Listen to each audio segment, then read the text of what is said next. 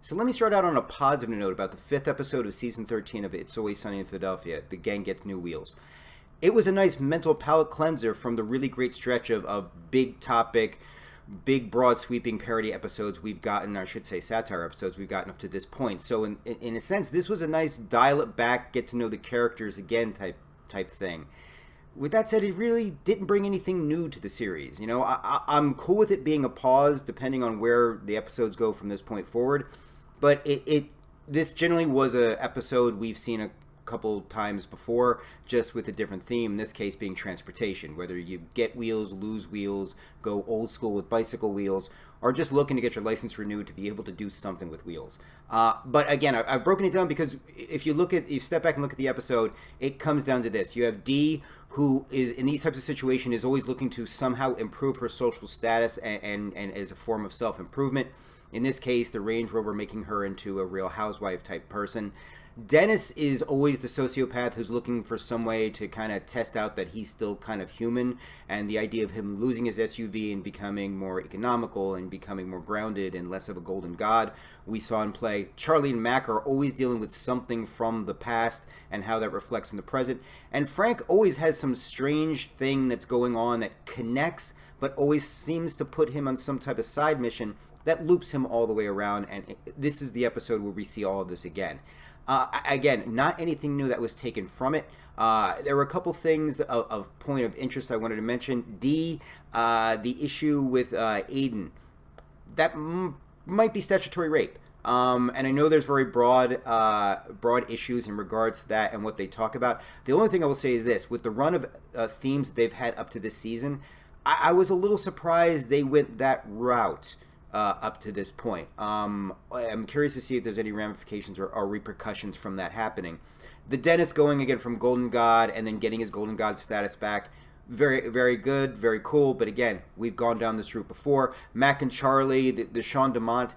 I'm going to touch upon that in a second because I want to get back to that. So we'll put that off to the side. And even the Frank issue, I mean, I love the scene where we see the old license and it was him from his taxi days. But again, it's I find a lot of times Frank's side missions, if they get to be a little too side, I kind of lose interest. I always like when they're tied a little more directly into the goings-on of the other gang. I would feel like a lot of times Frank needs to be a little more integrated into the rest of the gang than the rest of the gang may sometimes need to be integrated into each other.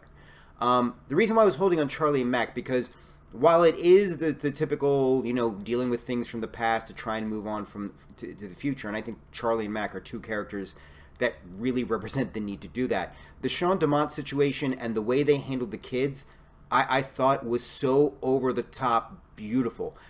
There is a moment each and every one of us have been. Whether we've been on a bus, on a subway, we've been on a store or something like that, and it's just like, oh, these little kid are only protected because they're younger. And what I love about It's Always Sunny in Philadelphia is it essentially allows you to live out your id. It's not saying it's good. It's not saying it's right. We know Charlie and Mac. We understand where they're coming from. We've built up a hatred for these kids too. Again, Charlie and Mac are no angels, but there are demons, there are devils, they're nobody else's. So again, I loved and just the overtopness of it. I mean, the fact that you have Charlie and Mac at the end both curious about whether they actually killed a kid, I think tells you exactly where they went with this. And I also think it was, for the show, maybe a little bit of a primal scream. I may be getting too 2-cent Freud Jung on this one. But I think also with this episode, I think there was a little bit just more primal, like, rage in that moment. We can go deep symbolism as to what the kids on the bicycles represented and everything like that. But that scene, that moment where Charlie and Mac just unleashed, with Mac, I think this is something that's been 12 plus seasons coming. With Charlie, it's something I think he needs to do on a semi-regular basis. And on a side note, I really like the idea that we don't know the full story behind Dennis and what went on his family was addressed. He brought it up, and in typical Patty's fashion, they don't care. They don't care. They don't care about what happened to Dennis's family any more than it's like, okay, Mac, you came out, great. We thought you were gay for a while. The days of concern for Charlie's cancer have kind of faded. The group more just works as like a unit, and they don't need outside personal stuff to interfere with that, and that's what we love about the show. So, again, I have to say, a good stretch of episodes this season so far. The gang gets new wheels. It would be a nice one to watch. It's not something that's necessary. It's one of those that you could pluck out of the run and still have a really good season. So,